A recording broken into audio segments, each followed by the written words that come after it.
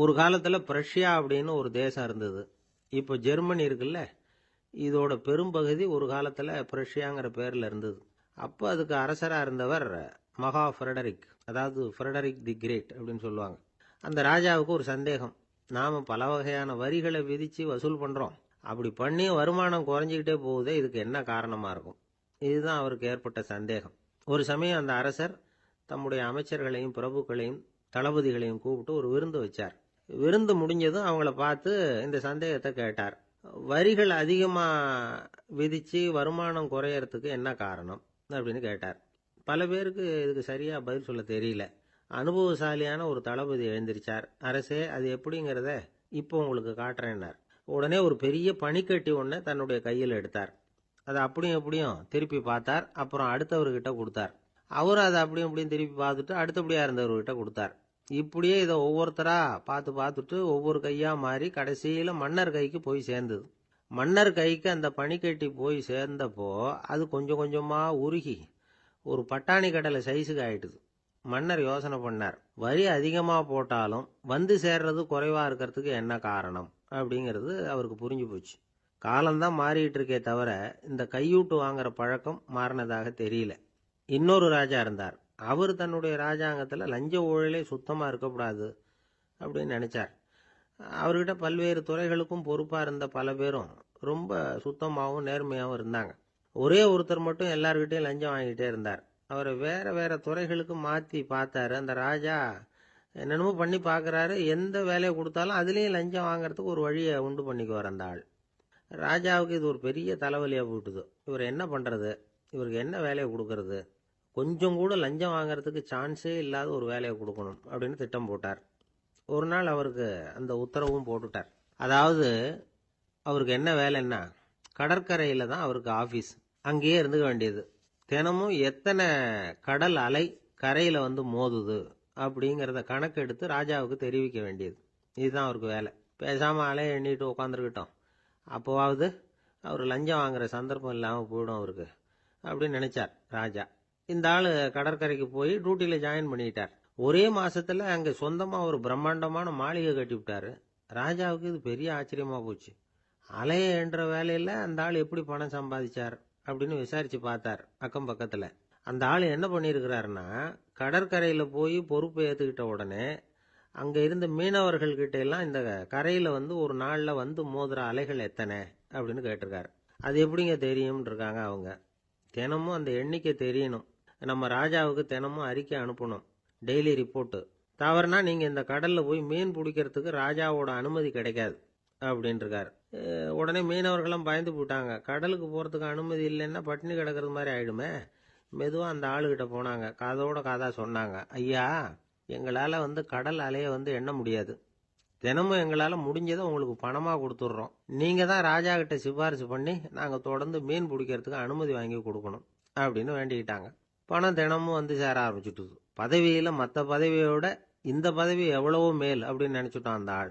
அது மட்டும் இல்லை, தயவு பண்ணி என்னை இந்த இடத்த விட்டு மாற்றி விடாதீங்க சார் அப்படின்னு வேற கேட்க ஆரம்பிச்சிட்டானா. எனக்கு இது மட்டும்தான் சார் தெரியும், இதை தவிர வேற எதுவும் தெரியாது அப்படின்னு சொல்லிக்கிட்டே காலம் தள்ளுறவங்க ரொம்ப பேர். அவங்கெல்லாம் கஷ்டப்பட வேண்டியிருக்கும். ஒருத்தர் தன்னுடைய தொழிலில் ரொம்ப கெட்டிக்காரராக இருக்கலாம். அதுக்காக எப்பவும் அதே ஞாபகத்தில் இருந்துக்கிட்டு உலகியல் அறிவு இல்லாமல் இருந்துடக்கூடாது. அது ஆபத்து. இதுக்காக நம்ம தாத்தா பாட்டிலாம் ஒரு கதை சொல்லுவாங்களே, கேள்விப்பட்டிருக்கீங்களா? ஒரு சமயம் ஒரு 4 பேர் சேர்ந்து வெளியூருக்கு பிரயாணம் போனாங்களாம். அந்த 4 பேர் எப்படி தெரியுமா? ஒருத்தர் வந்து வேதாந்தி, இன்னொருத்தர் சங்கீத வித்வான், 3வது ஆள் வைத்தியர், 4வது ஆள் ஜோசியர். இவங்க 4 பேரும் நண்பர்கள். அதனால சேர்ந்து புறப்பட்டாங்க. வழியில் ஒரு ஊரில் தங்கினாங்க. இருட்டி போச்சு. அதனால் இன்றைக்கி ராத்திரி இங்கேயே தங்கி இருந்துட்டு நாளைக்கு புறப்படலாம் அப்படின்னு தீர்மானம் பண்ணாங்க. சாப்பாட்டுக்கு என்ன பண்ணுறது? அங்கேயே கடத்தெருவுக்கு போய் சாமான்லாம் வாங்கியாந்து சமைச்சு சாப்பிட்லாம்னு முடிவு பண்ணாங்க. 4 பேர் இருக்கிறதுனால ஆளுக்கு ஒரு காரியமாக செய்யலாம் அப்படின்னு வேலையை பிரிச்சுக்கிட்டாங்க. வைத்தியர் வந்து கரிகாய் வாங்க போனார், வேதாந்தி வந்து எண்ணெய் வாங்க போனார், ஜோசியர் வந்து பலசரக்கு வாங்க போனார், சங்கீத வித்வானுக்கு சமைக்கிற வேலை. எல்லாம் சரி, ஆனால் நடந்தது என்ன தெரியுமா? கடைத்தருவுக்கு காய்கறி வாங்க போனார்ல வைத்தியர், அங்கே போய் மார்க்கெட்டில் பார்த்தார். ஒவ்வொரு கறிகாயாக எடுத்து பார்த்தார். இது பித்தம், உடம்புக்கு ஒத்துக்காது. இது வாயு, உடம்புக்கு ஒத்துக்காது அப்படின்னு ஒவ்வொன்றா தள்ளினார். கடைசியில் ஒன்றுமே தேரல. வெறுங்கையோட திரும்பி வந்துகிட்டு இருக்கிறார். எண்ணெய் வாங்க போனார வேதாந்தி. அவர் ஒரு தொன்னையில் எண்ணெயை வாங்கினார். பேசாமல் அதை எடுத்துகிட்டு வர வேண்டியது தானே, முடியல. அவருடைய வேதாந்த மூளை சிந்திக்க ஆரம்பிச்சுட்டுது. இந்த தொன்னைக்கு எண்ணெய் ஆதாரமா அல்லது எண்ணெய்க்கு தொன்னை ஆதாரமா அப்படிங்கிற ஆராய்ச்சியில் இறங்கினார். என்னாச்சு தெரியுமா? அப்படி கவுத்து பார்த்தார். வாங்கின எண்ணெய் பூராவையும் வழியில் கொட்டிவிட்டு வெறும் தொன்னையோடு வந்து சேர்ந்தார். பலசரக்கு வாங்க போனார் ஜோசியர். அவர் ஒரு வழியில் பார்த்தாரு. வழியில் வந்தவங்களெல்லாம் அங்கங்கே ஒரு மரத்தடியில் உட்கார வச்சு அவங்களுக்கெல்லாம் ஆர்வம் சொல்ல ஆரம்பிச்சிட்டார். அப்படி ஒவ்வொருத்தராக சொல்லி முடிச்சுட்டு கடத்தருக்கு போய் சேர்ந்தார். இவர் அங்கே போய் சேர்றதுக்குள்ளே ரொம்ப நேரம் ஆயிட்டுது. கடையெல்லாம் பூட்டிவிட்டு போயிட்டாங்க. என்ன செய்யறது? அவரும் வெறுங்கையோட திரும்பி வந்து சேர்ந்தார். சரி, இவங்க கதை தான் இப்படி ஆச்சு. அங்கே சமைக்கிறதுக்காக உட்காந்துருந்தார் சங்கீத வித்வான். அவரு கதை என்னாச்சு தெரியுமா? அங்கே அவர் அடுப்பை பற்ற வச்சு ஒலையை கொதிக்க வச்சார். அதாவது ஒரு பானையில் தண்ணியை ஊற்றி அடுப்பில் வச்சார். அது கொதிக்க ஆரம்பிச்சுது. தண்ணி கொதிக்கிற சத்தம் இருக்குதுல்ல, அது இவருக்கு தாளம் போடுறது மாதிரி இருந்தது. ஒரே குஷி, பாட ஆரம்பிச்சுட்டார். பாடிக்கிட்டே உற்சாகமாக கையில் இருந்த கரண்டியால் அந்த பானையில் தட்டினார், தாளம் போடுறதா நினச்சிக்கிட்டு. அவ்வளவுதான், பானை பட்டுன்னு உடஞ்சி போச்சு. தலையில் கையை வச்சுக்கிட்டு அவரும் உட்காந்துட்டார். எந்த தொழில் தெரிஞ்சாலும் சரி, அதை புத்திசாலித்தனமாக பயன்படுத்த தெரியலன்னா ஆபத்து தான். அதுக்காக தான் இந்த கதை. ஒரு பஸ்ஸு டிரைவர் ரொம்ப கெட்டிக்காரரு. பஸ்ஸை ரொம்ப திறமையாக ஆபத்து இல்லாமல் ஓட்டினதுக்காக பரிசுலாம் வாங்கினவர். அவரே ஒரு படகு ஓட்டுறதுக்காக அழைச்சிட்டு போயிருக்கிறாங்க, மோட்டார் படகு. அதையும் ரொம்ப திறமையாக தான் ஓட்டிகிட்டு போயிருக்கிறாரு. நடுக்கடலில் போனதும் படகு நின்று போச்சு. மோட்டாரில் ஏதோ கோளாறு. என்ன செய்யலாம் அப்படின்னு அந்த டிரைவரை கேட்டிருக்கிறாங்க படகுல இருந்தவங்கெல்லாம். அப்போ அவர் சொன்னாராம், கவலைப்படாதீங்க, ஒன்றும் பிரச்சனை இல்லை, எல்லாரும் கொஞ்சம் கீழே இறங்கி பின்னாடி தள்ளுங்க, மோட்டார் ஸ்டார்ட் ஆகிடும் அப்படின்னாராம். ஒருத்தரை பார்த்து உன்னுடைய நண்பர்கள் யார் அப்படின்னு ஒரு கேள்வி கேட்டு பாருங்க. கொஞ்சம் யோசிச்சு யோசிச்சு பதில் சொல்லுவாங்க. அவங்க கிட்டேயே உன்னுடைய எதிரிகள் யார் அப்படின்னு கேளுங்க, கடகடன்னு ஒப்பிச்சிருவாங்க. நம்ம மனசு இருக்க, அது எப்படின்னா நம்ம நண்பர்களை விட எதிரிகளை அது நல்லா ஞாபகத்தில் வச்சுக்கும். இது ஒரு ஆச்சரியமான உண்மை. உங்களால் நண்பர்களை மறந்துட முடியும், ஆனால் எதிரிகளை மறந்துட முடியாது. இது ஒரு வேடிக்கையான நிலைமை தான். அழகான தருணங்களை நாம் ஏன் மறந்துடுறோம்? இது இயற்கை. ஏன்னா நம்ம மனசு மலர்களை கவனிக்கிறது இல்லை, அதில் இருக்கிற முள்ளை தான் கவனிக்குது. தன்னை காயப்படுத்துகிற எதையும் அது உடனே கண்டுகொள்ளுது. ஒரு தெளிந்த சிந்தனை உடைய மனசு மிக அழகாக உள்ள எல்லாத்தையும் கவனிக்கும்.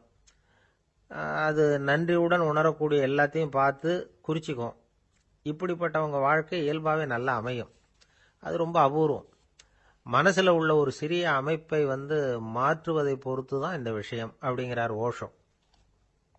ஒரு யூத கோவில் இருந்துதான். அது யூதர்களின் மடமாகவும் இருந்தது. அங்கே ஒரு தலைமை குரு, அவர் ரொம்ப கண்டிப்பானவர். அந்த கோவிலை ஒட்டி ஒரு தோட்டம். ஒரு நாள் காலையில் அந்த தோட்டத்தில் 2 இளம் யூதர்கள் நடந்து போய்கிட்டு இருக்கிறாங்க. காலையில் 1 மணி நேரம், மாலையில் 1 மணி நேரம் அவங்க அந்த தோட்டத்தில் நடக்கிறதுக்கு அனுமதி உண்டு. மற்ற நேரங்களில் அவங்க மத புத்தகங்களை படிக்கணும், பிற விதிமுறைகளை கடைபிடிக்கணும். அந்த 2 பேருமே தொடர்ந்து புகைப்பிடிக்கிற பழக்கம் உள்ளவங்க. ஆனால் கோவில் மடத்தில் இருக்கிறப்போ அவங்க புகைப்பிடிக்க முடியாது, அது கடுமையான குற்றம். சரி, நாம் தோட்டத்தில் இருக்கிறப்போவாவது புகைப்பிடிக்கலாமா அப்படின்னு ஒரு ஆசை அவங்க 2 பேருக்குமே. இருந்தாலும் பயம். இப்படி கேட்டால் மதகுரு என்ன சொல்லுவாரோ அல்லது என்ன செய்வாரோங்கிற பயம். இப்படியே கொஞ்ச நாள் ஆச்சு. ஒரு நாள் அந்த 2 பேரில் ஒருத்தன் ரொம்ப கலங்கி போய் அந்த கோவிலில் இருந்து வெளியில் வந்துக்கிட்டு இருந்தான். வந்தவன் நேராக தோட்டத்து பக்கம் போனான். அங்கே இன்னொருத்தன் ஆனந்தமாக புகை பிடிச்சிக்கிட்டு இருக்கிறான். அதை பார்த்து தான் இவனுக்கு அதிர்ச்சி. அட கடவுளே, என்ன இது, நீ கேட்காமலே ஆரம்பிச்சிட்டியா அப்படின்னா. இல்லை இல்லை, நான் கேட்டுவிட்டு தான் ஆரம்பிச்சிருக்கேன்னா அவன். அப்படியா, என்ன மனுஷன் இவர், நானும் தான் கேட்டேன், என்ன கண்ணாமுன்னான்னு திட்டிவிட்டார். இது என்ன கோவிலா இல்லை நரகமா? உனக்கு புகை பிடிக்கணும்னு ஆசையாக இருந்தால் நரகத்துக்கு போகணும்னு சொல்லிவிட்டார். அது சரி, உன்னை மட்டும் எப்படி அனுமதிச்சார் அப்படின்னு கேட்டான் இவன். அவன் சிரிச்சுக்கிட்டே, நீ எப்படி கேட்ட சொல்லு அப்படின்னா. நாம் இந்த தோட்டத்துக்கு வர அனுமதிக்கப்பட்டிருக்கிறதே ஜபத்துக்காகத்தானே, அதனால நான் ஜெபம் சொல்லும் பொழுது புகை பிடிக்கலாமா அப்படின்னு கேட்டேன். அதுக்கு தான் அவர் சத்தம் போட்டு என்னை அடிக்கவே வந்துட்டார் அப்படின்னா இவன். நீ ஒரு மாதிரியா கேட்டிருக்க, நான் வேற மாதிரியா கேட்டிருக்கிறேன். ஜெபம் சொல்லும் போது புகை பிடிக்கலாமான்னு நீ கேட்டிருக்க. ஐயா, புகை பிடிக்கும் பொழுது ஜெபிக்கலாமா அப்படின்னு நான் கேட்டேன். அதுல தப்பு ஒன்றும் இல்லை அப்படின்னு பதில் சொல்லிட்டார் அப்படின்னா. ஒரு சிறிய மாற்றம் தான் அது மிகப்பெரிய மாறுதலை ஏற்படுத்தி விட்டது. மனசு நல்ல விதமா சிந்திக்க ஆரம்பிச்சுட்டுதுன்னா மகிழ்ச்சிக்கு பஞ்சம் இல்லை. ஒரு கஞ்சன் ஆத்துல விழுந்துட்டான். வெள்ளத்துல தத்தளிச்சுக்கிட்டு இருக்கிறான். கரையில நின்ன ஒருத்தர் உன் கையை கொண்டா இப்படி புடிச்சு இழுத்து கரையில சேர்த்து விடுறேன்னார். எதையும் கொடுத்து பழக்கம் இல்லாத அவன் கையையும் கொடுக்க மாட்டேன்னுட்டான். இவர் பார்த்தார். உன் கையை கொடுன்னு சொல்றதுக்கு பதிலா நான் என் கையை கொடுக்கறேன் புடிச்சுக்கோ அப்படின்னார். அவன் கப்புன்னு புடிச்சுக்கிட்டான். இழுத்து கரையில போட்டார். ஒரு தந்தை தன்னோட பிள்ளைய ரொம்ப தைரியசாலியா வளர்க்கணும்னு ஆசைப்பட்டார். அதுக்காக அவனை கூப்பிட்டு உட்கார வச்சு இப்படி உபதேசம் பண்ணார். இதை பாருப்பா, நான் உன்னாட்டம் இருக்கிறப்போலாம் எதுக்கும் பயப்பட மாட்டேன். ரொம்ப துணிச்சலா இருப்பேன். ஒரு நாள் ஒரு அப்பாவி எலிய ஒரு பூனை துரத்திட்டு ஓடிச்சு. நான் உடனே என்ன செஞ்சேன் தெரியுமா? அந்த பூனையை பிடிச்சேன். அது வாலில் ஒரு பட்டாசு சரத்தை கட்டினேன். கொளுத்தி விட்டேன். படபடன்னு வெடிக்க ஆரம்பிச்சுட்டுது. அது துள்ளிக்கிட்டு அங்கேயும் இங்கேயும் ஓடி இருக்கு பாரு ஓட்டம். ரொம்ப தமாஷு அப்படின்னார் அப்பா. இப்படி சொல்லிவிட்டு பையனை பார்த்து, இதை கேட்கறதுக்கு உனக்கும் துணிச்சல் வருதா? நான் என்னுடைய செயலை நீ கேட்கறப்போ உனக்கு துணிச்சல் வருதா அப்படின்னு கேட்டார். வருதுன்னா பையன். எப்படின்னா அப்படிங்கிற விவரத்தையும் சொன்னான் அவன். அதாவது எலிய விரட்டினத்துக்காக பூனை வாலில் பட்டாசு கொளுத்துனீங்க நீங்க. பூனையை விரட்டினத்துக்காக உங்க கழுத்துல பட்டாசு சரத்தை மாட்டினா என்னன்னு தோணுது எனக்கு அப்படின்னா பையன். பையனோட துணிச்சல் அப்பாவே நடுங்க வச்சுட்டுது. அது சரி, ஒரு அப்பா பிள்ளைக்கு இப்படியா உபதேசம் பண்றது? எல்லாருக்கிட்டையும் அன்பா பழகிறது எப்படி அப்படின்னு சொல்லி கொடுக்கணும். பிஞ்சு உள்ளங்கள்ல நஞ்ச தூவலாமா? ஒரு நாள் விநாயகர் ஒரு பூனையோட விளையாடிக்கிட்டு இருந்தாராம். அப்படி ஆசையா விளையாடிக்கிட்டு இருந்தப்ப அவரோட கை நகம் தவறுதலா பூனையோட முகத்துல பட்டுட்டுதான். அது ஒரு சின்ன கீறலை உண்டாகி விட்டுது. அப்பா அவர் அதை ஒரு பெருசா நினைக்கல. கொஞ்ச நேரத்துக்கு அப்புறம் விநாயகர் வீட்டுக்கு வந்தார். அவங்க அம்மா பார்வதி தேவியை பார்த்தார். பார்வதி தேவி கன்னத்துல விரலால கீறினது மாதிரி ஒரு அடையாளம் இருந்தது.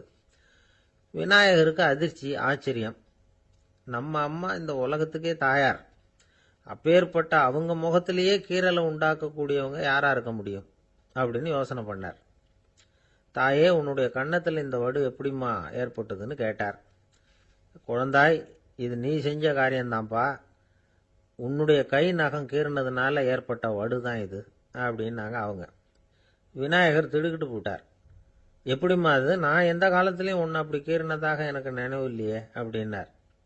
இன்னைக்கு காலையில் ஒரு பூனையை கீறினதை நீ மறந்துட்டியா அப்படின்னாங்க அந்த அம்மா. விநாயகர் திகைச்சு போய் நின்னார். பார்வதி தேவி சொன்னாங்க, இதை பார்ப்பா, இந்த உலகத்தில் இருக்கக்கூடிய எல்லா உயிர்கள்லையும் நான் இருக்கிறேன். நான் தான் இந்த உலகமாக ஆகியிருக்கிறேன். ஆகையினால நீ யாரை துன்புறுத்தினாலும் அது உண்மையிலேயே என்ன துன்புறுத்தினதாக தான் வந்து முடியும் அப்படின்னாங்க. விநாயகர் மனசுக்குள்ள ஒரு வெளிச்சம் ஏற்பட்டுதான். அதுக்கப்புறம் அவர் யாரையுமே கல்யாணம் பண்ணிக்காததுக்கு அதுதான் காரணமா. இந்த உலகத்தில் எல்லாரையும், இங்கே இருக்கிற எல்லாத்தையும் தாயின் வடிவமாக அவர் பார்க்க ஆரம்பிச்சிட்டாராம். குருதேவர் ராமகிருஷ்ணர் இந்த கதையை எடுத்து சொல்லியிருக்கிறார். நபிகள் நாயகம் ஒரு தடவை ஒரு நாற்காலியில் உட்காந்து என்னமோ யோசனை பண்ணிட்டு இருந்திருக்கிறார். அப்போ அவரோட உடையில ஒரு கீழ்ப்பகுதி தரையில் படிஞ்சு கிடந்திருக்குது. அங்கே விளையாடிக்கிட்டு இருந்த ஒரு பூனை அது மேலே வந்து படுத்து தூங்கி போச்சு. தொழுகை செய்ய வேண்டிய நேரம் வந்துட்டது. நபிகள் நாயகம் எழுந்திருக்க பார்த்தார். அப்போதான் பூனை தன்னோட உடை மேலே படுத்து தூங்கிட்டு இருக்கிறது கண்ணில் படுது. பூனையோட தூக்கத்தை கலைக்க விரும்பல அவர். தன்னுடைய சகோதரியை கூப்பிட்டார். ஒரு கத்திரிக்கோல் எடுத்துட்டு வர சொன்னார். பூனை படுத்திருந்த உடை பகுதி மட்டும் இருக்குல்ல, அதை மட்டும் அதோட கத்திரிச்சு விட்டுட்டு அதுக்கப்புறம் அவர் எழுந்திரிச்சு தொழுகைக்கு போனாராம். அதாவது பிற உயிர்கள் கிட்ட எப்படி அன்பு காட்டணுங்கிறத பெரியவங்க எவ்வளவோ விதத்தில் நமக்கு எடுத்து காட்டியிருக்கிறாங்க. இருந்தாலும் எத்தனை பேர் மனசில் அதெல்லாம் உரைச்சிருக்குது? நாமளும் நம்ம ட்ரெஸ்ஸு மேலே ஒரு பூனை படுத்திருந்தா ஒரு கத்திரிக்கோலை தான் தேடுவோம், எடுத்துகிட்டு வர சொல்லுவோம். துணியை வெட்டுறதுக்கு பதிலாக இல்லை அதோட வாழை வெட்டினா என்ன அப்படின்னு தோணும். ஒரு ஆள் ரொம்ப பிரியமாக ஒரு பூனையை ஆற்றுல குளிப்பாட்டிக்கிட்டு இருந்தானா. எப்படி? அந்த பூனையை ஆற்று தண்ணியில் அமுக்கி அமுக்கி குளிப்பாட்டிக்கிட்டு இருக்கிறான். அந்த வழியாக போன பெரிய ஒருத்தர் இதை பார்த்தார். இதை பார்ப்பா, பூனையை அது மாதிரி ஆற்று தண்ணியில் அமுக்கி குளிப்பாட்டாத, மூச்சு திணறி செத்து போடும் அப்படின்னு அட்வைஸ் பண்ணார். நீ போய் அவன் வேலையை பார்த்துக்கிட்டு, எனக்கு எல்லாம் தெரியும்னா இவன். சரின்னு அவர் போயிட்டார். கொஞ்ச நேரம் கழித்து அவரே அந்த வழியாக திரும்பி வந்துக்கிட்டு இருந்தார். ஆற்றுல பூனையை குளிப்பாட்டிக்கிட்டு இருந்தவன் அழுதுகிட்டு உட்காந்துருக்கிறான். பக்கத்தில் அந்த பூனை செத்து கிடக்குது. இதை பார்த்தார் பெரியவர். நான் தான் அப்போவே சொன்னேனே அந்த பூனையை ஆற்றுல நினைக்காதேன்னு, அதை கேட்டிருந்தா இப்படி ஆயிருக்குமா அப்படின்னார். அந்த ஆள் கோபமாக இவரை முறைச்சி பார்த்தான். அட போய்யா, இந்த பூனை ஆற்றுல குளித்ததுனால ஒன்றும் செத்து போகல, குளித்ததுக்கு அப்புறம் அதோட உடம்பு ஈரமாக இருக்குதுன்னு அதை புழிஞ்சேன், அதனால தான் இப்படி ஆயிட்டுது அப்படின்னு நானாம். ஒரு விவசாயி விதைக்கிறதுக்காக வயல்வெளி பக்கம் போகிறார். விதைகளை அள்ளி வீசினார். அப்போ என்ன ஆச்சுன்னா, சில விதைகள் பாதை ஓரத்தில் விழுந்தது, சில விதைகள் முள் செடிகள் மண்டி இருந்த புதருக்கு இடையில விழுந்தது, சில விதைகள் நல்ல நிலத்தில் விழுந்தது. பாதை ஓரத்தில் விழுந்த விதை என்ன ஆச்சுன்னா, அதெல்லாம் பறவைகள் கண்ணில் போட்டுவிட்டுது. உடனே உட்காந்து கொத்தி தின்னுட்டு போட்டுது. அதிகமாக மண் இல்லாத பாறை பகுதியில் விழுந்த விதையெல்லாம் லேசாக வேர் விட்டு முளைக்க ஆரம்பிச்சுது. அதுக்கப்புறம் வேர் கீழேயும் ஆழமாக போக முடியல, மேலேயும் சூரிய வெப்பம் அதிகம் தாங்க முடியல, எல்லாம் காஞ்சி கருகி போட்டுது. புதர் பகுதியில் சில விதைகள் விழுந்தது இல்லையா, முள் செடிகள் காடாக மண்டி போயிருந்தது. அதனால் முளைச்சி வர்ற செடிக்கு நெருக்கடி அதிகமாக போட்டுது, சரியாக வளர முடியல, விளைச்சலும் சரியா இல்லை. நல்ல நிலத்தில் விழுந்த விதைகள் மட்டும் நல்லா முளைச்சிது, நல்லா வளர்ந்தது, விளைச்சலும் பிரமாதமாக இருந்தது. இந்த கதையை சொல்லிவிட்டு கேட்க செவியுள்ளோர் கேட்கட்டும் அப்படிங்கிறார் இயேசு பெருமான். ஆமாம், இயேசு கடலில் நின்ற படகு ஒன்றில் உட்காந்துருக்கிறார். கடற்கரையில் ஏராளமான மக்கள் உட்காந்துருக்கிறாங்க. அந்த சமயத்தில் தான் இயேசு ஓமைகள் மூலமாக மக்களுக்கு பல உண்மைகளை சொல்லிகிட்டு இருக்கிறார். மக்கள் அந்த கதையை கேட்டுட்டு ஒன்றும் புரியாமல் முழிக்கிறாங்க. அதை கவனித்த இயேசு அந்த ஓமையை விளக்க ஆரம்பித்தார். இதில் அந்த விதைக்கிறவர் தான் இறைவன். அவருடைய வார்த்தைகளை விதைக்கிறார். அந்த வார்த்தைகளை கேட்கிற மக்கள் அந்த விழுந்த விதைகள் மாதிரி 4 வகையானவர்கள். சில பேர் பாதை ஓரத்தில் விழுந்த விதைகள் மாதிரி. இறைவன் வார்த்தைகளை அவங்க கேட்குறாங்க, ஆனால் தீய எண்ணங்கள் செய்கைகள் மூலமாக விதைக்கப்பட்ட வார்த்தைகள் அழிஞ்சு போடுது. இறைவன் வார்த்தைகளை கேட்ட உடனே மகிழ்ந்து போய் உடனே சில பேர் அதை ஏற்றுக்கிறாங்க. இவங்கெல்லாம் அந்த பாறை பகுதியில் விழுந்த விதைகள் மாதிரி. அதனால் இவங்கெல்லாம் வேறு இல்லாதவங்க, கொஞ்ச காலத்துக்கு இறை வார்த்தைகளுக்கு கீழ்ப்படிந்து நடப்பாங்க. அதனால் ஏதாவது இடைஞ்சல் ஏற்பட்டால் உடனே தடுமாறுவாங்க. தங்கள்கிட்ட இருக்கிற நல்ல பண்புகளை விட்டுட்டு பாவ வழிகளுக்கு போயிடுவாங்க. முள் செடிகளுக்கு இடையில விழுந்த விதைகள் மாதிரி உள்ளவங்க யாருன்னா, இவங்களுக்கு உலக கவலை உண்டு, செல்வத்தின் மீது மயக்கம் உடையவர்கள், உலக ஆசைகள் இவங்களுக்குள்ள பூந்துடுறதுனால அங்கே இருக்கிற நல்ல பண்புகள் மறைஞ்சு போயிடுது. அதனால் அவங்களும் உபயோகம் இல்லாதவங்களா ஆயிடுறாங்க. நல்ல மனிதர்கள் நல்ல நிலத்தில் விழுந்த விதைகளுக்கு ஒப்பானவர்கள். இவங்க இறை வார்த்தையை கேட்குறாங்க, அதை ஏற்றுக்கிறாங்க, அவங்களும் நல்லபடியாக வாழுறாங்க, அடுத்தவங்களுக்கும் உபயோகமாக இருப்பாங்க. இதுதான் இயேசு சொன்ன விளக்கம். நல்ல வார்த்தைகளை கேளுங்கள், நல்ல வார்த்தைகளை ஏற்றுக்கொள்ளுங்கள், அடுத்தவங்களுக்கு உபயோகமாக இருங்க. இதுதான் பெரியவங்கள்லாம் நமக்கு சொல்லுகிற உபதேசம். ஒரு அப்பா தன்னுடைய மகனுக்கு உபதேசம் பண்ணார். இதை பாருப்பா, நல்ல வார்த்தைகளை கேட்கணும், எப்போதுமே மகன் அப்பா பேச்சை கேட்கறது நல்லது அப்படின்னாராம். நீ ஏதாவது ஒரு தப்பு பண்ணால் என் தலையில் ஒரு முடி நரைச்சி வெள்ளையாக போடும்பா, நீ செய்கிற ஒவ்வொரு தப்புக்கும் என் தலையில் ஒவ்வொரு முடி வெள்ளையாயிடும் அப்படின்னாராம். பையன் யோசிச்சான், அப்பா இப்போதான் எனக்கு புரியுது, தாத்தாவோட தலைமுடி பூராவும் வெள்ளையாக இருக்கிறதுக்கு என்ன காரணம்ங்கிறது எனக்கு இப்போதான் புரியுது அப்படின்னானா. ஒரு ஊரில் ஒரு ராஜா இருந்தார். அவர் ஒரு பூனை வளர்த்தார். ரொம்ப செல்லமாக அவர் அந்த பூனையை வளர்த்தார். அவர் என்ன பண்ணுவார் தெரியுமா, இரவு நேரத்தில் அந்த பூனையோட தலையில் ஒரு விளக்க வச்சிருவார். அந்த பூனை ரொம்ப ஜாக்கிரதையாக அந்த விளக்கு கீழே விழுந்துடாமல் பார்த்துக்கும். தலையை ஆட்டாமல் ரொம்ப நிதானமாக ராஜா பின்னாடி நடந்து போய்கிட்டே இருக்கும். அந்த விளக்கு வெளிச்சத்தில் எல்லா வேலைகளையும் செஞ்சிருவார். கையில் ஒரு விளக்கை தனியாக எடுத்துகிட்டு போக வேண்டிய அவசியமே இல்லை. விளக்கை தூக்கிட்டு போகிற வேலையை அந்த பூனை பார்த்துக்கும். அதனால் ராஜாவுக்கு அந்த பூனை மேலே ரொம்ப பிரியம். மந்திரிகளையெல்லாம் கூப்பிட்டு அவங்ககிட்ட சொல்லுவார், பார்த்தீங்களா இந்த பூனை எவ்வளவு விசுவாசமாக நடக்குது, என் பேரில் எவ்வளவு மரியாதை பார்த்தீங்களா அதுக்கு அப்படிம்பார். இதை கேட்டுவிட்டு அங்கிருந்த அமைச்சர்களில் ஒருத்தர் சொன்னார், மன்னா நீங்கள் சொல்கிறது சரிதான், இருந்தாலும் இந்த பூனையோட விசுவாசத்தை நாம் கொஞ்சம் சோதித்து பார்க்க வேண்டியிருக்கு அப்படின்னாராம். சரி, உங்கள் ஆசையை ஏன் கெடுக்கணும், நல்லா சோதிச்சு பாருங்க அப்படின்னு சொல்லிவிட்டார் ராஜா. உடனே அந்த அமைச்சர் என்ன பண்ணார் தெரியுமா? எங்கேயோ புறப்பட்டு போனார்.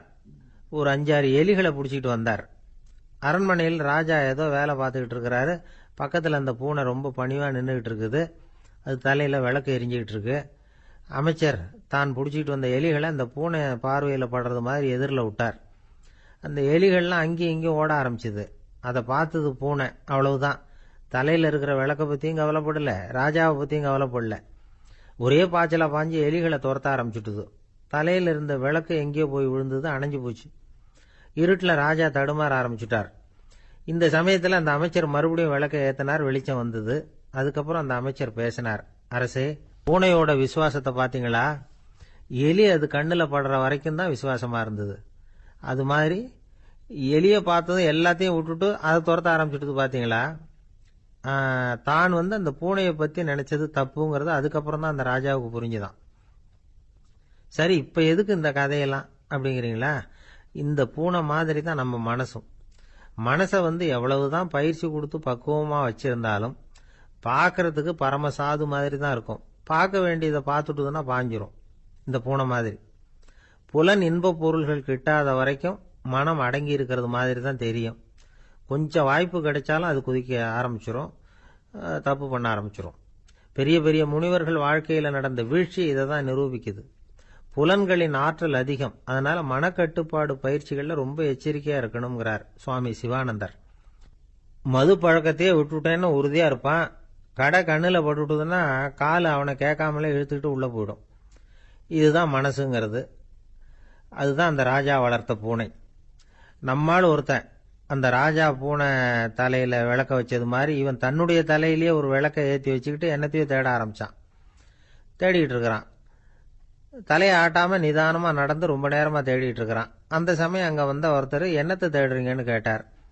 அதுதான் மறந்து போச்சு அப்படின்னு இழுத்தான்.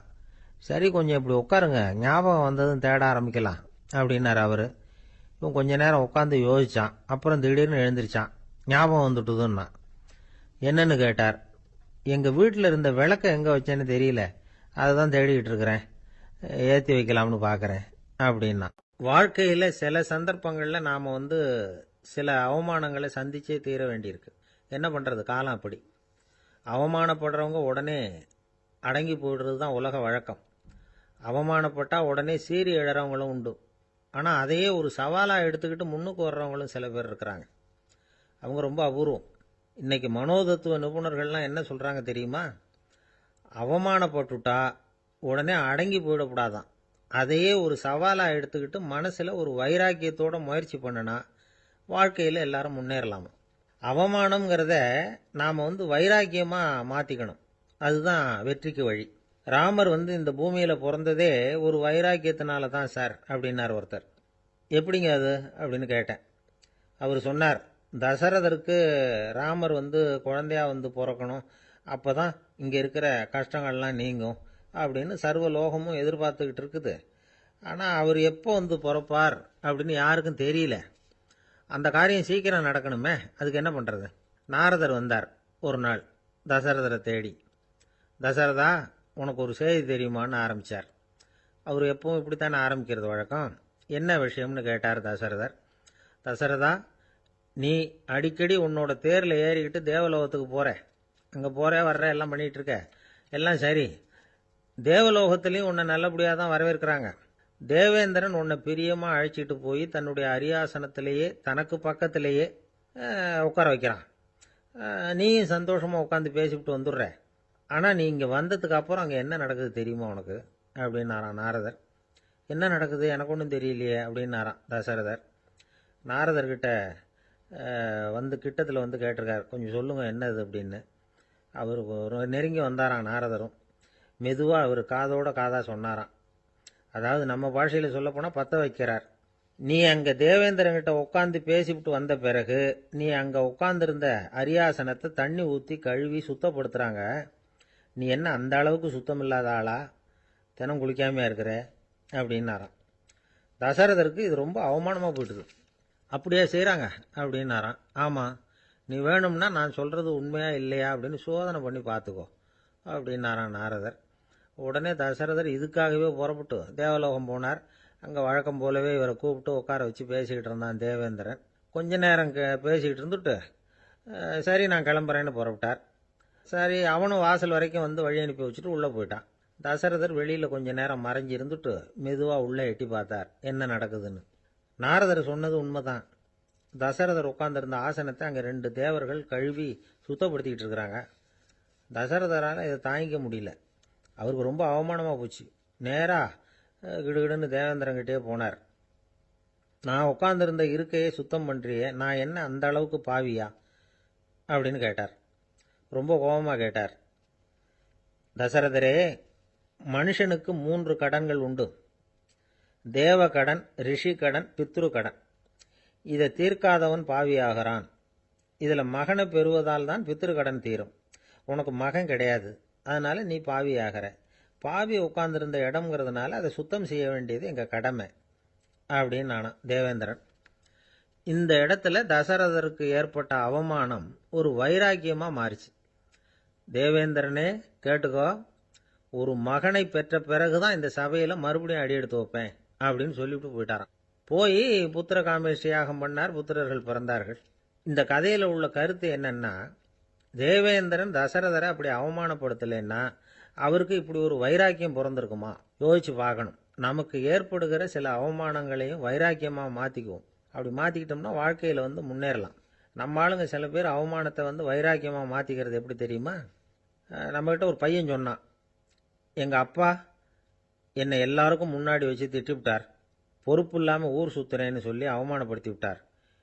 இனிமேல் நீ என் முகத்திலேயே முழிக்காதரா போடான்னு வேற சொல்லிவிட்டார். எனக்கு ரோஷம் வந்துட்டுது. அந்த அவமானத்தை வைராக்கியமாக மாற்றிக்கிட்டேன். அன்னையிலேருந்து அவர் முகத்திலேயே முழிக்கிறது இல்லை அப்படின்னா.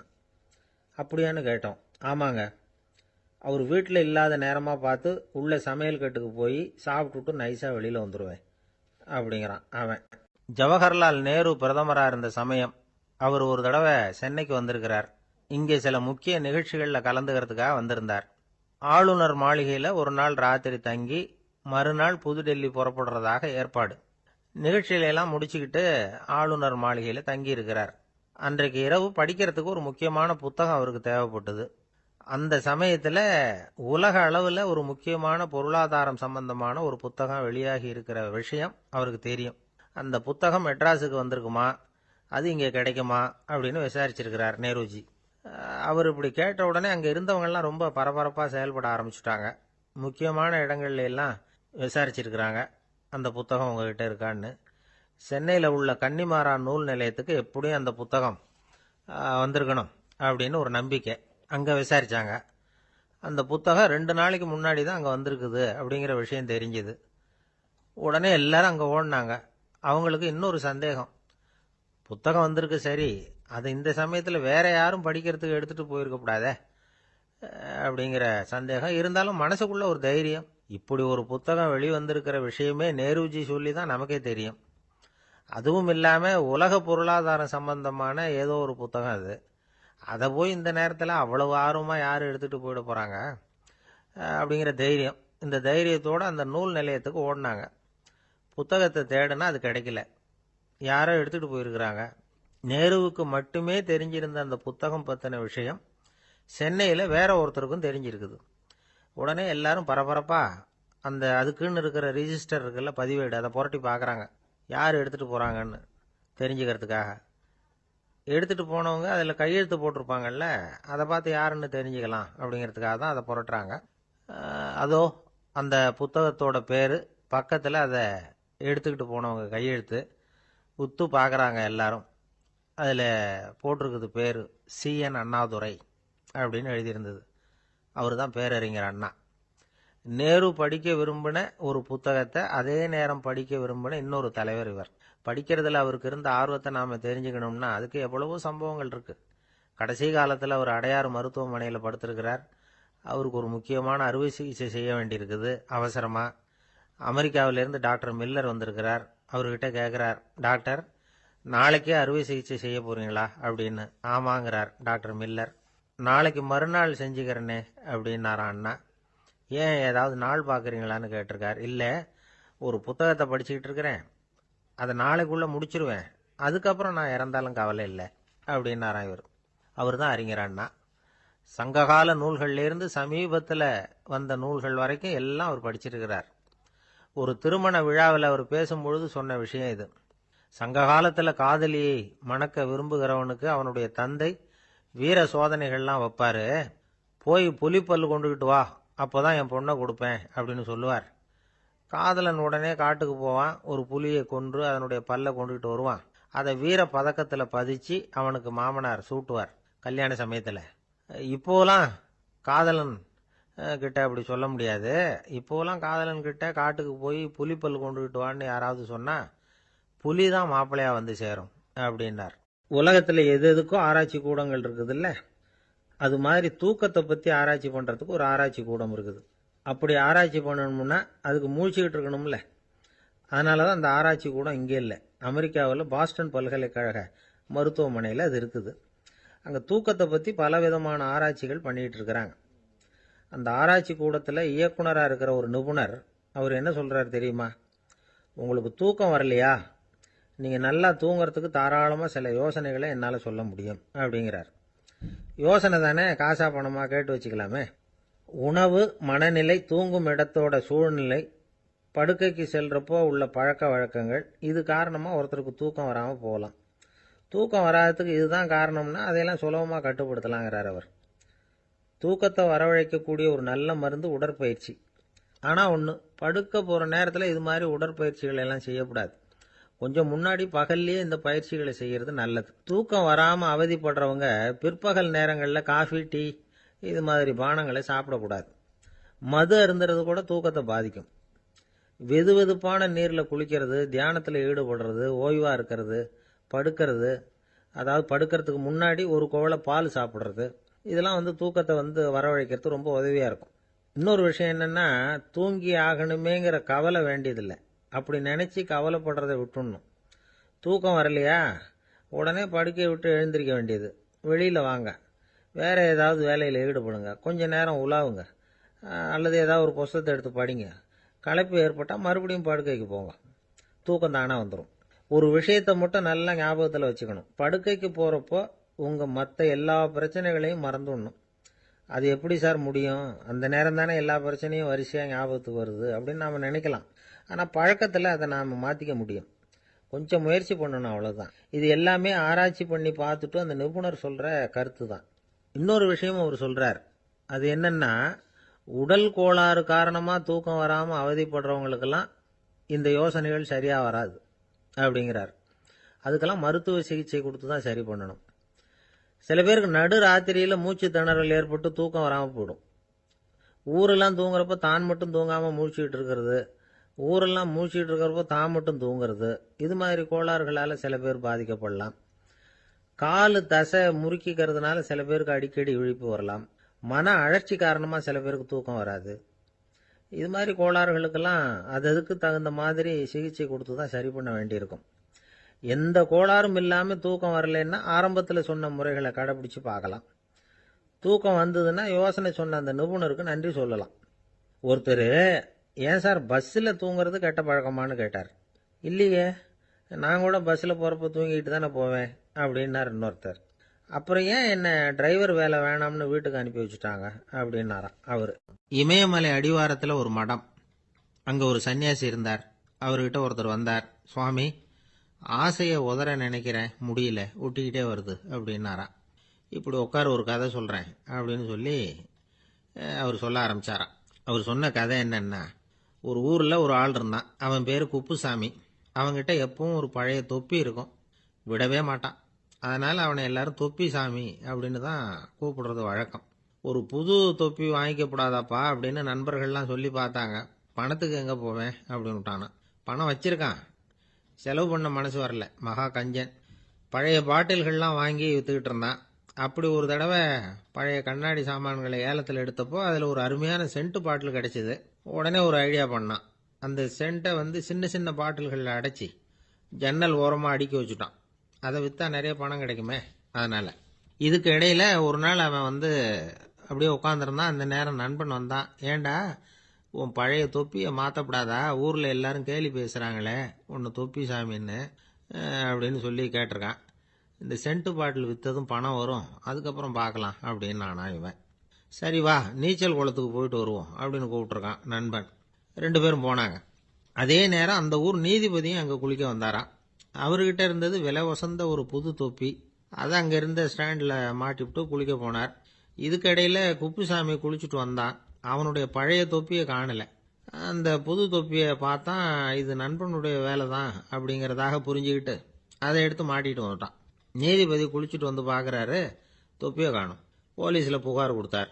அவங்க வந்து தேடினாங்க. ஒரு மூலையில் பழைய தொப்பி கிடச்சிது. அடடா இது நம்ம குப்புசாமியோட தொப்பி இல்லையா அப்படின்னு நானா ஒருத்தன்.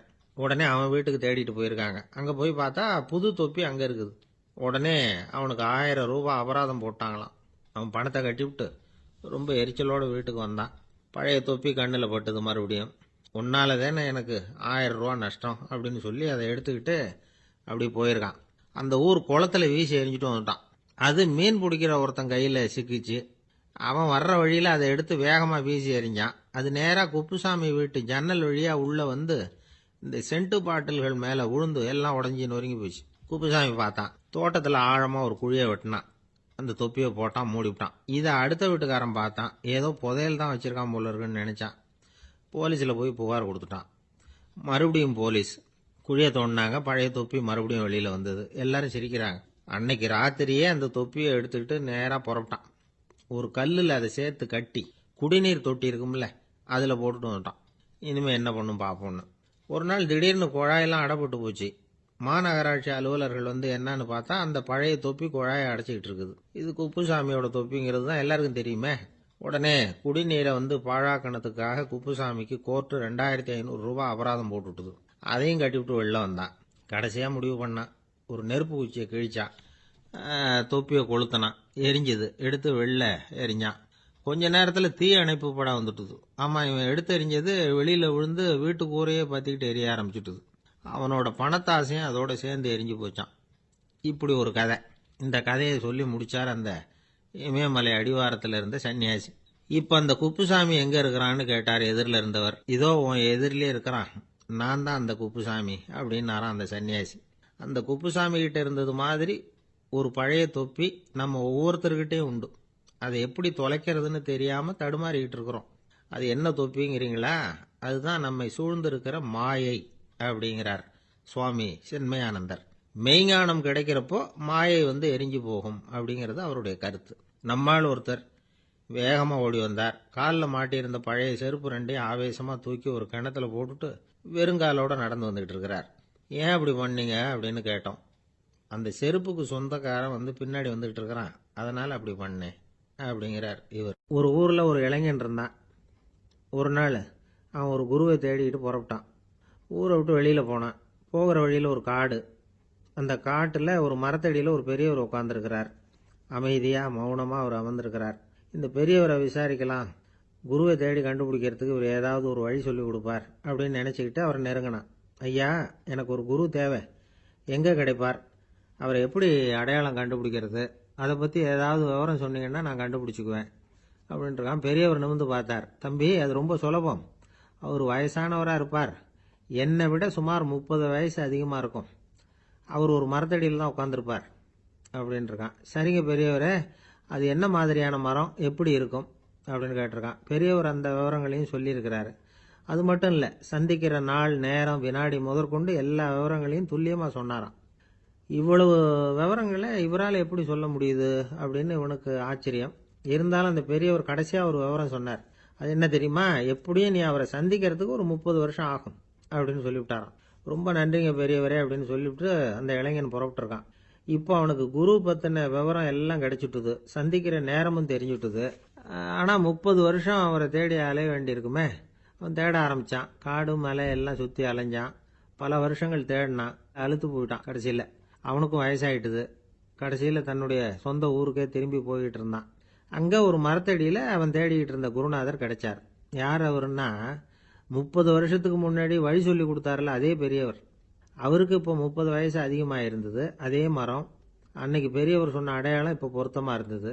இப்போ அந்த பெரியவர் சொன்னார், சரியாக வந்து சேர்ந்துட்டேன், வா, உனக்காக தான் நான் இவ்வளவு காலமும் காத்துக்கிட்டு இருந்தேன் அப்படின்னாராம். என்ன சொல்கிறீங்கன்னு இருக்கான்.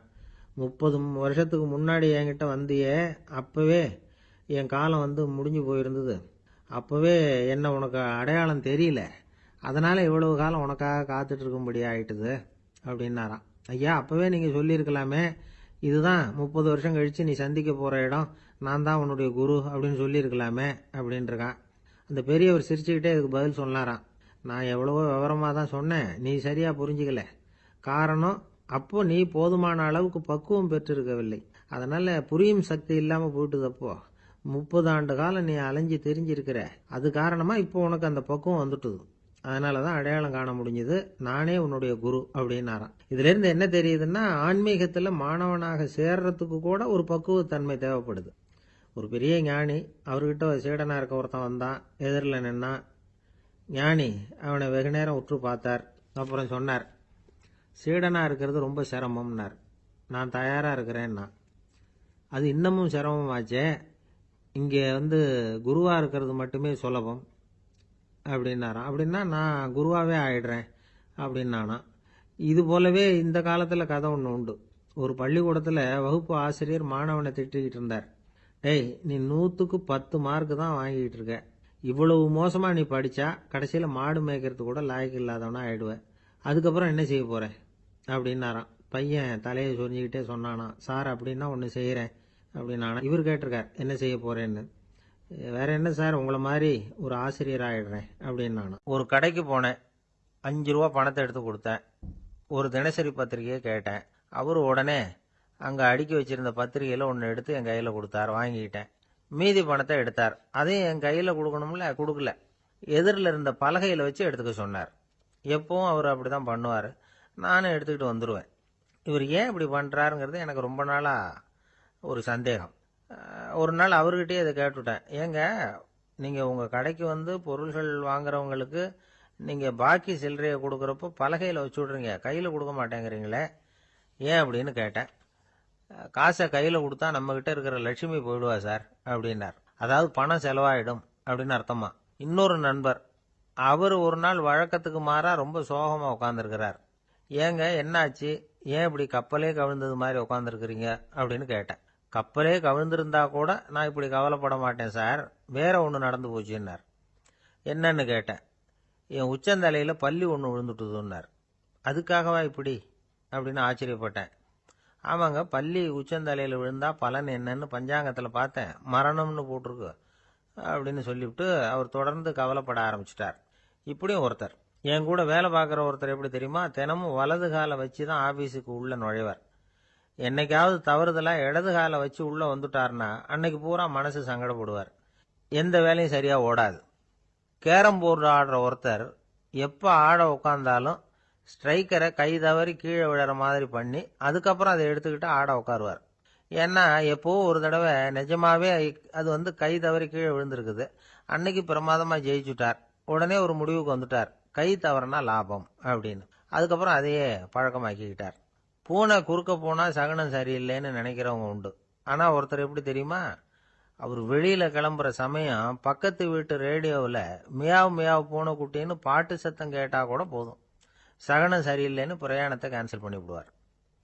இப்போ இவ்வளவும் எதுக்கு சொல்கிறோம்னா, அளவுக்கு மீறின சகுன நம்பிக்கைகள் இருக்கு பாருங்க, இதோட பயமும் சேர்ந்துக்கிட்டதுன்னு வச்சுக்கோங்க, இது ஒருத்தருடைய மனநிலையை பாதிச்சிடும். இது வந்து உளவியல் நிபுணர்கள் சொல்கிற கருத்து. வாழ்க்கையே தடுமாற வச்சிரும். பாதுகாப்பு இல்லாத உணர்வு, ஒரு விதமான டிப்ரெஷன் மனநிலை, இதெல்லாம் தான் இதுக்கு காரணமாக அமையலாம்.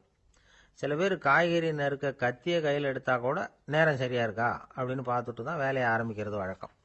அறிவு தான் மனசுக்கு வாத்தியாரா இருக்கணும், அப்பதான் வாழ்க்கை வந்து நிம்மதியா இருக்கும். அறிவு வந்து மனசு சொல்றபடியெல்லாம் கேட்க ஆரம்பிச்சுட்டுதுன்னா இடைஞ்சல் தான். ஒருத்தருக்கு 7ஆம் நம்பர் தான் ராசியான நம்பரான், 7ஆம் தேதி தான் எந்த காரியத்தையும் ஆரம்பிப்பாராம்.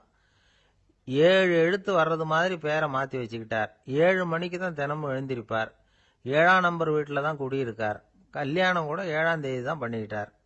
அவர் ஒரு நாள் குதிரை பந்தயத்துக்கு போனாராம். குதிரையோட பேரையெல்லாம் பார்த்தார். ஒரு குதிரையோட பேர் 7 எழுத்துல அமைஞ்சிருந்தது. 7 தானே இவருக்கு அதிர்ஷ்ட நம்பர், அதனால உடனே அது பேரில் பணத்தை கட்டினார். பந்தயம் நடந்தது. என்ன சார் ஆச்சுன்னு கேட்டாங்க. நான் பணம் கட்டின அந்த என்னோட குதிரை 7ஆவதா வந்து சேர்ந்தது சார் அப்படின்னாராம் சோகமா.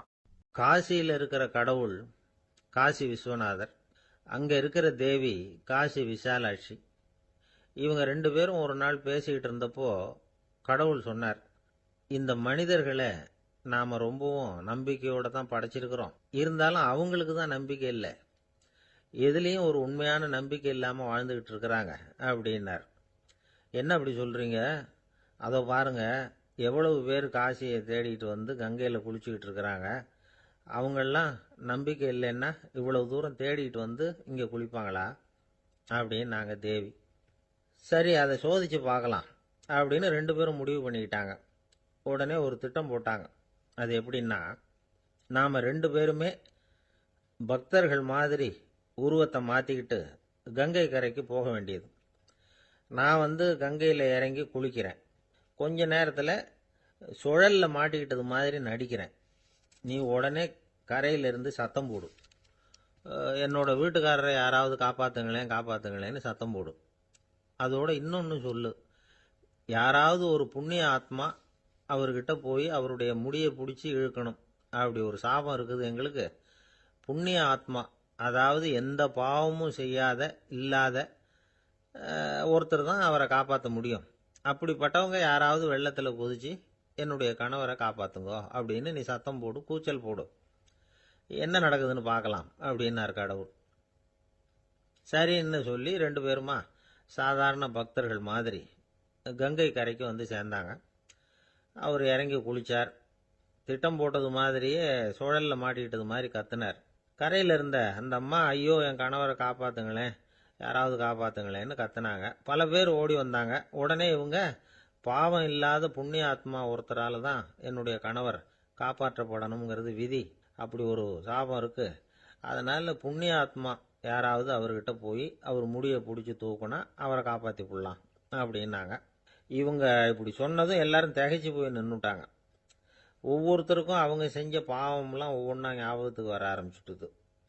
சரி, இதுக்கு நாம லாயக்கு இல்லை அப்படின்னு சொல்லி ஒதுங்கி போக ஆரம்பிச்சிட்டாங்க எல்லாம். இந்த சமயத்தில் யாரோ ஒருத்தர் வேகமாக ஓடி வந்தார், ஆற்றுல குதிச்சார். அவர்கிட்ட போனார், முடியை பிடிச்சார், தூக்குனார், அவரை காப்பாற்றி கரைக்கு கொண்டுட்டு வந்துட்டார். அப்படி காப்பாற்றின அந்த ஆளை இவங்க 2 பேரும் தனியாக கூப்பிட்டுக்கிட்டு ஒரு மண்டபத்துக்கு வந்துட்டாங்க. வந்து விசாரிக்கிறாங்க. நீ யாருப்பா அப்படின்னு கேட்குறாங்க. ஏதும் தெரியாத மாதிரி. நான் இந்த ஊர் அன்ன சத்திரத்தில் வேலை செய்கிற ஒரு சமையல்காரன் அப்படிங்கிறார். நீ வந்து கங்கையில் குளிக்கிறது உண்டான்னு கேட்டிருக்காங்க. நான் இந்த ஊர்லேயே தான் இருக்கிறேன், இருந்தாலும் தினமும் கங்கையில் குளிக்கிறது இல்லை, எப்பாவது ஒரு நாள் அங்கே குளிப்பேன் அப்படின்னார். கங்கையில் மூழ்கி எழுந்திரிச்சா பாவம்லாம் தொலையும்னு சொல்கிறாங்க. அப்படி இருக்கிறப்போ அங்கே இன்னைக்கு கங்கையில் குளிச்சுக்கிட்டு இருக்கிறவங்கெல்லாம் தங்களை வந்து புண்ணிய ஆத்மாவா நினைக்கல. கங்கையில் குளிக்காத நீ உன்னை வந்து புண்ணிய ஆத்மாவா நினச்சி என்னை காப்பாற்ற வந்திருக்கிற, அது எப்படி அப்படின்னு கேட்டார். அதுக்கு அந்த ஆள் சொல்கிறான், கங்கையில் குதிச்சதுக்கு அப்புறம் தானே உங்களை காப்பாற்ற போகிறோம், அப்படி குதிக்கும் பொழுது என்னுடைய பாவம்லாம் போயிருக்கும்ல, நான் புண்ணிய ஆத்மாவா ஆயிருப்பேனே, அதனால தான் துணிஞ்சு வந்து உங்களை காப்பாற்றினேன் அப்படின்னா. கடவுளும் தேவியும் அவனுக்கு வந்து காட்சி கொடுத்தாங்களாம். இப்படி ஒரு கதை உண்டு. அதாவது கங்கையில் குளிச்சுக்கிட்டு இருக்கிறவங்களுக்கே தங்களுடைய பாவம் போகுங்கிற நம்பிக்கை பரிபூர்ணமாக இல்லை, குளிக்காத ஒருத்தனுக்கு அந்த நம்பிக்கை இருந்தது. அதனால் அவனால் கடவுளை பார்க்க முடிஞ்சது. கடவுளை வந்து நாமளும் பார்க்க முடியுமா முடியாதா அப்படிங்கிற குழப்பம்லாம் நமக்கு வேண்டியதில்லை. நம்பிக்கையோடு வாழணுங்கிற உண்மையை மட்டும் இந்த கதையிலேருந்து புரிஞ்சுக்கிட்டா போதும். ஏன்னா இந்த கதையை கேட்டுட்டு ஒரு நண்பன் குதர்க்கமாக ஒரு கேள்வி கேட்டான். ஏன் சார், கங்கையில் குளிச்சா பாவம் போயிடும்னு சொல்கிறீங்களே, நான் எனக்கு வேண்டாத ஒருத்தனை அழைச்சிட்டு போய் கங்கையிலேயே தள்ளி விட்டுட்டு அதுக்கப்புறம் அங்கேயே முழுக்க போட்டுட்டு நான் செஞ்ச பாவத்தை வந்து அதுலேயே கழுவி விட்டுட்டு மறுபடியும் உங்ககிட்ட வந்துடுறேன்னு வச்சுக்கோங்க, நீங்கள் என்னை வந்து புண்ணிய ஆத்மான்னு ஏற்றுக்குவீங்களா அப்படிங்கிறான். ஆள் கொஞ்சம் ஆசைந்தான், நம்மளே அங்கே அழைச்சிட்டு போனாலும் போயிடுவான். அங்கே நபிகள் நாயகம் உட்கார்ந்துருக்கிறார். அந்த சமயம் அம்மா அங்கே வர்றாங்க. அவங்க கையில் திராட்சை பழ கொத்து, அதை கொண்டுகிட்டு வந்து நபிகள் கிட்ட கொடுக்குறாங்க. சாப்பிடுங்க அப்படின்னு சொல்லி ரொம்ப அன்பாக வேண்டிக்கிறாங்க. நபிகள் நாயகமும் ரொம்ப பிரியமாக அதை வாங்கிக்கிட்டார். அதுக்கப்புறம் அதை சாப்பிட ஆரம்பித்தார். நபிகள் நாயகம் மதீனாவில் தங்கியிருந்தப்போ இது மாதிரி நிறைய பேர் பழங்களையும் தின்பண்டங்களையும் கொண்டுட்டு வந்து கொடுக்கறது வழக்கம். நபிகள் நாயகம் என்ன பண்ணுவார்னா அதையெல்லாம் வாங்குவார். உடனே பக்கத்தில் இருக்கிற தோழர்கள் எல்லாருக்கும் பகிர்ந்து கொடுப்பார், தானும் சாப்பிடுவார். இதுதான் எப்போதும் வழக்கம். ஆனால் இந்த தடவை என்னாச்சு தெரியுமா?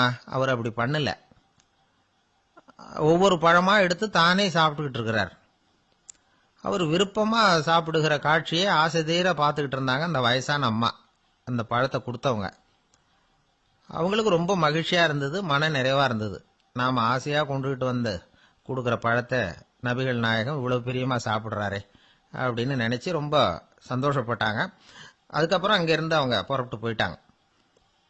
அந்த அம்மா போனதுக்கு அப்புறம் பக்கத்தில் இருந்த தோழர்கள் பேச ஆரம்பிச்சாங்க. ஏன்னா அவங்களுக்கு சந்தேகம், இன்னைக்கு வித்தியாசமா நடந்துகிட்டாரே அப்படின்னு. அண்ணலே, எது உங்களுக்கு வந்தாலும் எங்க எல்லாருக்கும் கொடுத்துட்டு தான் நீங்க சாப்பிடுவீங்க. இன்னைக்கு மட்டும் நீங்க அப்படி செய்யலையே, எல்லா பழத்தையும் நீங்களே சாப்பிட்டீங்களே, அதுக்கு என்ன காரணம் அப்படின்னு கேட்டாங்க. இப்படி கேட்கறதுனால நாயகம் அதை தப்பா புரிஞ்சுக்க மாட்டார் அப்படிங்கிறது அவங்களுக்கு தெரியும். யாரும் எதையும் அவர்கிட்ட கேட்கலாம், அப்படி கேட்கறதுக்கு உரிமை உண்டு. இந்த ஜனநாயக முறைகளுக்கு அவர்கள் கொடுத்த மரியாதை இது. தோழர்களின் கேள்விக்கு நபிகள் பதில் சொல்ல ஆரம்பிச்சார். நண்பர்களே, அந்த அம்மா ரொம்ப பிரியமா அந்த பழங்களை என்கிட்ட கொண்டுகிட்டு வந்து கொடுத்தாங்க. முதல்ல ஒரு பழத்தை எடுத்து வாயில போட்டு பார்த்தேன். அது ரொம்ப புளிப்பா இருந்தது, சாப்பிடுறது ரொம்ப கஷ்டம். உங்ககிட்ட யாருக்காவது அதை கொடுத்திருந்தா அதுல வாயில போட்டதும் புளிப்பு தாங்காம முகம் சுழிச்சிருப்பீங்க. அதை அந்த அம்மா பார்த்துட்டாங்கன்னா வருத்தப்பட்டிருப்பாங்க. ஆசையா கொண்டுகிட்டு வந்து நமக்கு கொடுத்துருக்குறாங்க. அவங்க அன்பான மனசை நோகடிக்கிறதுக்கு நான் விருப்பப்படலை. அதனால முகம் சுளிக்காம சாப்பிடணுமேங்கிறதுக்காகத்தான் அந்த பழங்கள் பூராவே நானே சாப்பிட்டுட்டேன் அப்படின்னு புன்முறுவலோட பதில் சொன்னாராம் நபிகள் நாயகம். இன்னொருத்தர் மனசு புண்படக்கூடாதுங்கிறதுக்காக புளிப்பையும் இனிப்பா ஏற்றுக்கொள்ளுகிற பண்பாடு இருக்கு பாருங்க, அது ஒரு பெரிய நாகரிகம். அது எல்லாருக்கும் சுலபமா வந்துடாது. நல்லா இருக்கிற பழத்தையே என்ன இவ்வளவு மோசமா இருக்கேன்னு சொல்லுகிறவர்கள் தான் நம்ம கிட்ட அதிகம். இந்த காலத்துல இல்வாழ்க்கையில இந்த நாகரிகத்தை சில பேர் கடைபிடிக்கிறது உண்டு. நல்லா இருக்க இல்லையோ முகம் சுளிக்காம சாப்பிட்டுருவாங்க. ஏன்னு கேட்டா, எதுக்காக சார் வீண் வம்பு, ஏதோ நமக்குன்னு கொடுத்து வச்சது அவ்வளவுதான் அப்படின்னு நினைச்சுக்கிட்டு போக வேண்டியது தானே அப்படிம்பாங்க. இவங்கெல்லாம் கூட ஒரு விதத்துல பண்பாடு தெரிஞ்சவர்கள் தான். இப்போ ஒரு ஆளு ஊரெல்லாம் சுத்தி விட்டு கடைசியில் அழுத்து போய் ஒரு ஹோட்டலுக்குள்ள நுழைஞ்சானான். ரொம்ப களைப்பா இருந்தது அவனுக்கு. அதனால ரொம்ப களைப்படைஞ்சு போய் ஒரு நாற்காலியில போய் உட்காந்துருக்கிறான். இவனை பார்த்ததும் சர்வர் ஓடி வந்தார். சார், உங்களுக்கு என்ன வேணும்னு கேட்டார். எனக்கு தேவை 2 தோசையும் கொஞ்சம் அன்பான வார்த்தைகளும் அப்படின்னா. சர்வர் உள்ள போனார், 2 தோசையை கொண்டாந்து வச்சார். அன்பான வார்த்தை கேட்டனே அப்படின்னா இவன். சர்வர் ரொம்ப பணிவா குனிஞ்சி இவன் காதோரமா சொன்னார், ஐயா, இந்த தோசையை சாப்பிட்றாதீங்க, புளிச்சு போன பழைய மாவு அப்படின்னார். இது பாருங்க, அன்பான வார்த்தையும் 2 தோசையும் கேட்டார், கொண்டாந்து கொடுத்துட்டார்.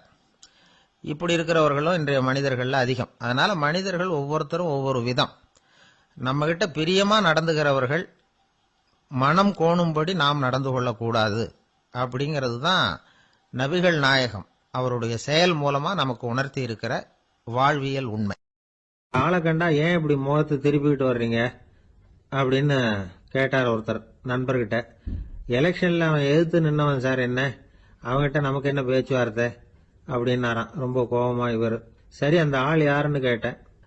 என் கூட பிறந்த தம்பி தான் சார் அப்படின்னார் அந்த கோபம் குறையாமல். அதாவது நம்ம ஊர் நிலவரம் இப்படி, அதாவது அண்ணனும் தம்பியும் எதிர்த்து நிற்பாங்க தேர்தல்ல, ஒருத்தர் கண்டா பேசிக்கிறது இல்லை. ஆனா இங்கிலாந்துல எப்படி தெரியுமா, அங்க ஒரே மேடையில போட்டி போடுற 2 வேட்பாளர்களும் பேசுவாங்களாம், பட்டிமன்றம் மாதிரி. ஒருத்தர் முதல்ல எழுந்திருப்பார், நான் இந்த தேர்தலில் வெற்றி பெற்றால் என்னென்ன செய்வேன் அப்படின்னு சொல்லிவிட்டு உட்காருவார். அதுக்கப்புறம் அடுத்தவர் எழுந்திருப்பார், அவர் சொல்லுவார், நான் வெற்றி பெற்றா இந்த மக்களுக்கு என்னென்ன செய்வேன், இந்த நாட்டுக்கு என்னென்ன செய்வேன் அப்படிங்கறத சொல்லிவிட்டு உட்காருவார். 2 பேரும் ஒரே மேடையில பேசுவாங்க. மக்கள் 2 பேர் பேச்சையும் கேட்டுக்கிட்டு ஒரு முடிவுக்கு வருவாங்க. இதுதான் அங்க உள்ள பழக்கம். இங்க அப்படி இல்லை. இங்க ஒருத்தர் பார்த்தாவே முகத்தை திருப்பிக்கிறது. ஒரு தடவை இது மாதிரி ஒரு கூட்டம் நடந்துகிட்டு இருக்கு அங்க வெளிநாட்டுல தான். நேரத்துக்கு சரியா ஒரு வேட்பாளர் வந்து சேரல. இது இங்கிலாந்துல நடந்த நிகழ்ச்சி. அப்புறம் என்னாச்சுன்னா ஒருத்தர் வந்துட்டாரு, இன்னொருத்தர் வந்து சேரல. அப்புறம் உடனே அந்த ஒருத்தர் வந்தவர் பேச ஆரம்பிச்சிட்டார். அதாவது அந்த இன்னொருத்தர் சார்பாவே பேசிட்டாராம். அதாவது அவர் வரல, நான் அவரு சார்பா வந்து நான் பேசிடுறேன். அதாவது அவர் ஜெயிச்சுட்டா அவர் என்னென்ன செய்வார் இந்த நாட்டுக்கு அப்படின்னு சொல்லி அவர் பக்கத்துல உள்ள நியாயத்தை எடுத்து இவரே சொல்லிட்டாராம். இப்படிலாம் அங்க நடந்துதான். இது எப்பேற்பட்ட தேர்தல் பண்பாடு பாருங்க. அதனால இன்னொரு விஷயம், இப்ப இங்கிலாந்துல எல்லாம் ஓட்டு கேட்கறப்ப வெற்றியா தோல்வியாங்கிறத ஓரளவுக்கு யூகிச்சுடலாமா. இப்போ ஒரு வேட்பாளர் ஒரு வீட்டுக்கு முன்னாடி போய் நின்று எனக்கு ஓட்டு போடுங்கன்னு கேட்கறாருன்னு வச்சுங்களேன், அதுக்கு என்ன பார்த்து செய்யறோம், போயிட்டு வாங்க அப்படின்னு சில வீடுகள்ல வாசல்ல நின்னே சொல்லி அனுப்பிச்சிருவாங்களாம்.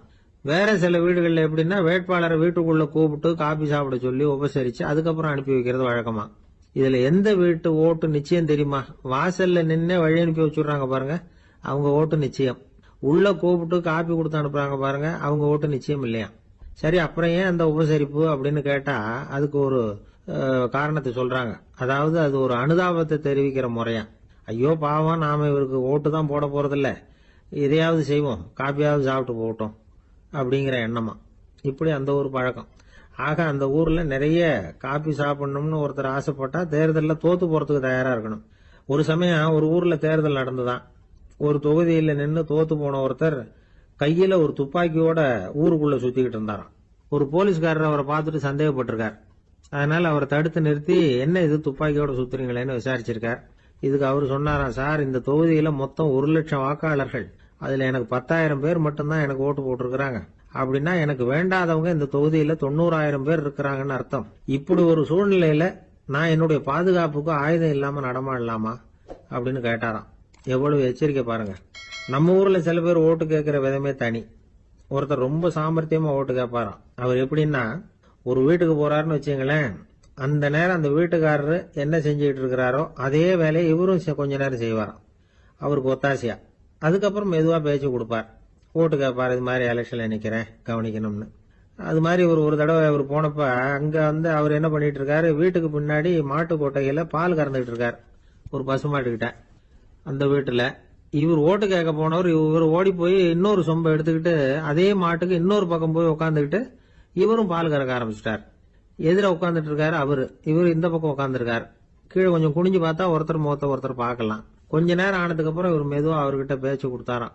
இது மாதிரி நான் எலெக்ஷன்ல நிக்கிறேன், நீங்க ஓட்டு போடணும், அதுக்காக தான் வந்தேன்னாராம். அது முடியாதுங்களேன்னாராம் அவரு. ஏன்னு கேட்டிருக்கார்.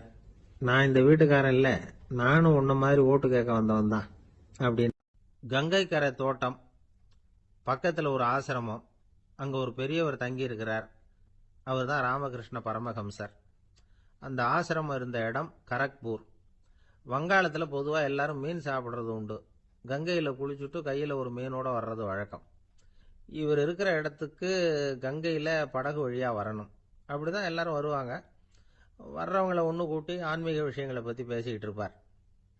ஒவ்வொரு நாள் ஒவ்வொருத்தர் நகரத்துக்கு போகணும், வரும்பொழுது மீன் கொண்டுகிட்டு வரணும். அதுக்கு ஒரு அட்டவணையே உண்டு ஆசிரமத்தில். அது பிரகாரம் ஒரு நாள் சுவாமி யோகானந்தர் படகுல போனார். படகை செலுத்தினவங்க ராமகிருஷ்ணரையும் சுவாமி யோகானந்தரையும் மற்றவங்களையும் பித்தர்கள் அப்படின்னு சொல்லி ஏளனமாக பேசினாங்க. அவங்க என்ன பைத்தியம் பிடிச்சவங்க அப்படிங்கிறது மாதிரி. சுவாமி யோகானந்தருக்கு ரொம்ப மென்மையான இதயம். இவங்க இப்படி கண்ணாபின்னான்னு பேசுறத பார்த்தா மீனை வாங்கிட்டு திரும்புறப்போ என்ன நடக்குமோ அப்படிங்கிற பயம் வேற வந்துட்டுது அவருக்கு. அவ்வளவு மென்மையானவர். இதை தெரிஞ்சுக்கிட்ட ராமகிருஷ்ணர், யோகானந்தா இங்கே வா அப்படின்னு கூப்பிட்டார். இவர் கண்ணீரை தொடச்சிக்கிட்டே கிட்ட போனார். சொன்னார், ஐயா, படகு ஓட்டுறவங்க உங்களை பற்றி மோசமாக பேசுகிறாங்க. என்ன திட்டினா பரவாயில்ல, ஆனால் உங்களை அவங்க திட்டுறாங்க, அதை என்னால் தாங்கிக்க முடியல அப்படின்னார். இதை கேட்டதும் ராமகிருஷ்ணருக்கு கோபம் வந்துட்டுதான். என்னது, உன்னுடைய குருவை பற்றி அவங்க மோசமாக பேசும்பொழுது நீ சும்மா இருந்தியா, வெளியில் போ அப்படின்னு விட்டார். குரு நிந்தனை செய்யறப்போ அதை கேட்டுக்கிட்டு சும்மா இருக்கலாமா? குரு நிந்தனையை கேட்டா பாவம் இல்லையா? என்னை தூற்றும் போது அவங்க வந்து பாவம் செய்யறாங்க, அதை கேட்டுக்கிட்டு நீ சும்மா இருந்தா நீயும் பாவம் செய்யற அப்படின்னாராம். அடுத்த நாள் சுவாமி நிரஞ்சனானந்தர் போக வேண்டிய நாள். இவர் படகுல போகும்பொழுதும் அதே மாதிரி நடந்துதான். அவங்க மோசமா பேச ஆரம்பிச்சாங்க, திட்ட ஆரம்பிச்சாங்க. அப்படி கேலி பண்ண ஒருத்தனை இவர் என்ன பண்ணார், பலார்னு கன்னத்தில் அரைஞ்சுட்டார். இன்னொருத்தனை கங்கையில் தூக்கி எறியறதுக்கும் தயாராகிட்டார். அதுக்கப்புறம் அவங்க யாரும் வாயை திறக்கல. மீன் வாங்கிட்டு வர்றப்பவும் படகுல ஒரே அமைதி. அவ்வளவு பயம் அவங்களுக்கு. ராமகிருஷ்ணர் கூப்பிட்டு விசாரிச்சார் என்ன நடந்ததுன்னு. இவர் சொன்னார், அவர் யோகானந்தா போகும்பொழுது என்ன நடந்ததோ அப்படியே தான் இப்பவும் நடந்தது. குரு நிந்தனை செய்யறத கேட்டுக்கிட்டு நான் சும்மா இருப்பேனா? ஒருத்தனை அப்படியே அரைஞ்சுட்டேன், இன்னொருத்தனை ஆற்றுல தூக்கி போட்டுருவேன்னு பயமுறுத்தினேன், அவ்வளவுதான் அப்படின்னாராம். இப்பவும் ராமகிருஷ்ணருக்கு கோபம் வந்துட்டு தான். என்ன இது, அணியறது காஷாயம், இருக்கிறது ஆசிரமம், உனக்கு இவ்வளவு கோபம் வந்ததுன்னா அப்புறம் என்னத்துக்கு ஆசிரமத்தில் இருக்கணும்? பிரம்மச்சாரி எப்பவும் அமைதியாக இருக்கணும் அப்படின்னு அறிவுரை சொன்னாராம் ராமகிருஷ்ணர். அப்போ இவர் கேட்டாராம், ஏங்க அவருக்கு ஒரு விதமான அறிவுரை சொன்னீங்க, எனக்கு வேற விதமாக அறிவுரை சொல்றீங்க, இதில் எது உண்மை அப்படின்னு கேட்டிருக்கார். இதுக்கு ராமகிருஷ்ணர் சொன்ன பதில் என்னன்னா, அட அசடே, சக்கரத்தில் காற்று அதிகமாக இருந்தால் குறைக்கணும், குறைச்சலாக இருந்தால் கூட்டணும். அவன் சாது, அவனுக்கு அதிக உணர்ச்சி தேவை, உனக்கு படபடப்பு அதிகம், உனக்கு பொறுமை தேவை அப்படின்னாராம். இதில் உள்ள கருத்து என்னன்னா, கல்விங்கிறது எப்படின்னா அதை சூழ்நிலைக்கு தகுந்த மாதிரி கற்பிக்கணும். எல்லாருக்கும் ஒரே மாதிரி கற்பிக்கக்கூடாது. கேட்குறவர் தகுதி, புரிஞ்சுக்கிற திறமை, இதை பொறுத்து கல்வி அமையணும். ஆரம்ப காலத்தில் ஒரு குரு, அப்போ ஒரு சீடன் இருந்தான். அது வேடிக்கையான குரு, வேடிக்கையான சீடன். ஒரு ஆசிரமம். ஒரு நாள் ஒருத்தன் அவசரமாக அந்த குருவை தேடி வந்திருக்கிறான். என்ன விஷயம்னு விசாரிச்சார் குரு. உங்கள் சீடர் என்னை அடிச்சுட்டார் அப்படின்னு புகார் பண்ணானா அந்த ஆள். குரு சீடனை கூப்பிட்டார். அடிச்சியா இந்த ஆளை அப்படின்னு கேட்டாராம். ஆமான் இருக்கான் சீடன். ஏன் அடிச்சே அப்படின்னு கேட்டாராம். இந்த ஆள் உங்களை பற்றி மட்டமாக பேசிவிட்டான், என்னால் அதை தாங்கிக்க முடியல, அதனால தான் அடிச்சுட்டேன் இருக்கான். அப்படி என்ன பேசினா அப்படின்னு கேட்டாராம். உன்னுடைய குருநாதர் இப்பெல்லாம் அர்த்தமில்லாமல் பேச ஆரம்பிச்சுட்டார் அப்படின்னு சொல்லிவிட்டான், அதனால தான் அடிச்சுட்டேன் அப்படின்னானா. அதுக்காக அடிச்சே அப்படின்னாராம். நான் அதுக்காக அடிக்கல குருவே, இப்பெல்லாம் நீங்கள்